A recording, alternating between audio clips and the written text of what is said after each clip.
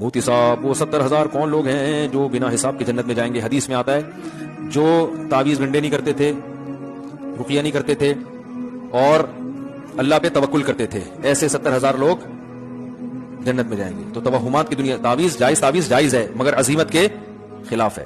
گنجائش ہونا الگ چیز ہوتی ہے، اعلیٰ درجے کا توکل یہ ہے کہ اپنے آپ کو، علامہ نووی رحمہ اللہ نے اس حدیث کی شرح میں لکھا ہے کہ جو جائز تعویذ ہے اس سے بھی بچائے انسان اپنے آپ، دعاؤں پہ فوکس کرے، دعا، جب کوئی کام بگڑ جائے تو اللہ سے دعا مانگے، بس یہ زیادہ بہتر ہے۔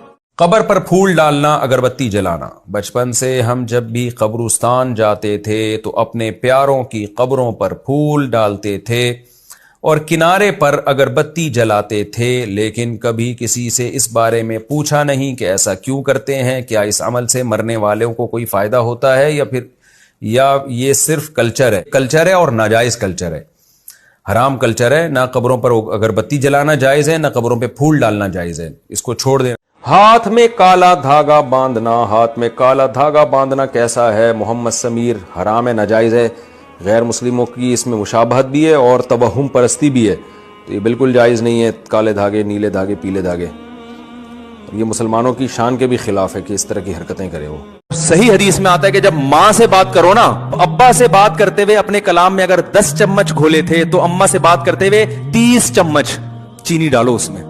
صحابی نے رسول صلی اللہ علیہ وسلم سے پوچھا، یا رسول اللہ سب سے زیادہ اچھے اخلاق سے کس سے پیش آؤں میں بات کروں؟ صرف بات نہیں، پیش، لب و لہجہ بھی نرم، اور جو آپ کے چہرے کے اور بازوؤں کا جو اثر ہے نا اس میں بھی مٹھاس، ہر چیز میں مٹھاس۔ آپ نے کیا فرمایا؟ اپنی ماں سے۔ یہ جو گالیوں کی جس کو عادت پڑ جائے نا یہ ختم نہیں ہوتی، جس کو ایک دفعہ گالیوں کی عادت پڑ گئی نا، یہ اس کا پھر ایک ہی علاج ہے کہ جب بھی گالی دو پیسے صدقہ کرو، اپنے آپ کو سزا دو۔